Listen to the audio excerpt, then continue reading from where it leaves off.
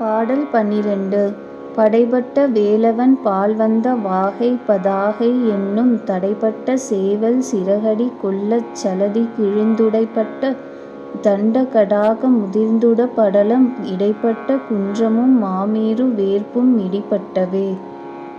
பதவுரை. படைகளை அழிக்கும் திறலுடைய முருகப் பெருமானிடத்திலே அடங்கி அருள்வயப்பட்டு வந்து சேர்ந்த வெற்றியை தெரிவிக்கும் கொடி என்று சொல்லப்படுகின்ற கந்தக் கடவுளால் வலிமை தடைபட்டு நின்ற சேவலானது சிறகை அடித்து கொள்ள சமுத்திரமானது கிழிபட்டு உடைந்து போயிற்று.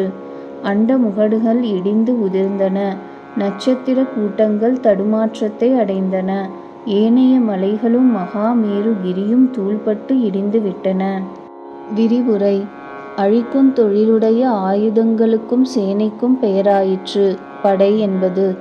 ஏனைய படைகளையெல்லாம் அழிக்கும் திறலுடையது வேற்படை ஆதலால் அதற்குப் படைக்கல நாயகம் என்னும் பெயர் உண்டாயிற்று.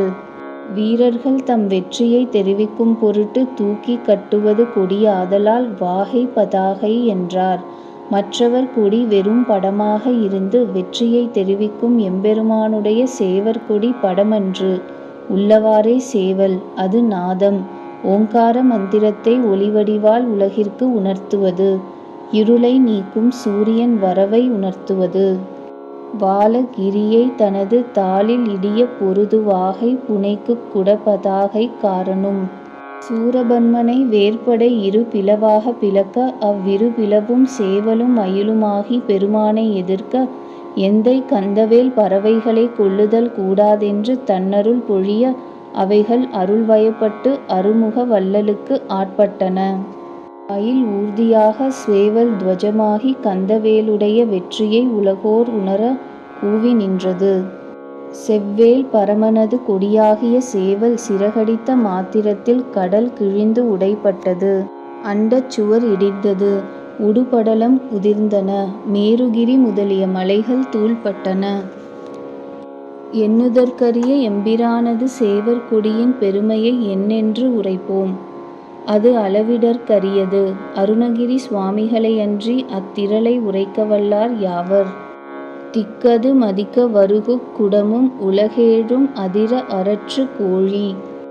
பருபதச் செருக்கற துகைக்கும் உட்பதத்தினை படைத்த குற்குடகொடி குமரேசா. சீறுபட மேருவெற் பைநீறு படவே சினத்த சேவல் அவநீப மொய்த்த திறல் தோளா. அடியேன் செல்லுமிடங்களில் இடையூறு நேருங்கால் கந்தா என்று அழைத்தால் தேவரீர் உடனே சேவற்கொடியுடன் வரவேணும் என்று சுவாமிகள் மற்றோரிடத்து நெஞ்சம் நெகிழுமாறு திருவாய் மலர்ந்து அருளியுள்ளார். சென்றே இடங்கள் கந்தா வெனும்போ செஞ்சேவல் கொண்டு வரவேணும். மற்றொரு இடத்தில் சேவல் எங்கும் தழைத்தருள என்று சுவாமிகள் கூறுகின்றார். அரிய குருகு கொடி எங்கும் தழைத்தருள். கோழிக்கொடி வாழ வேண்டும் என்று அறமகளிர் வாழ்த்துவதாக திருமுருகாற்றுப்படையிலும் இனிது நக்கீர தேவர் கூறுகின்றார்.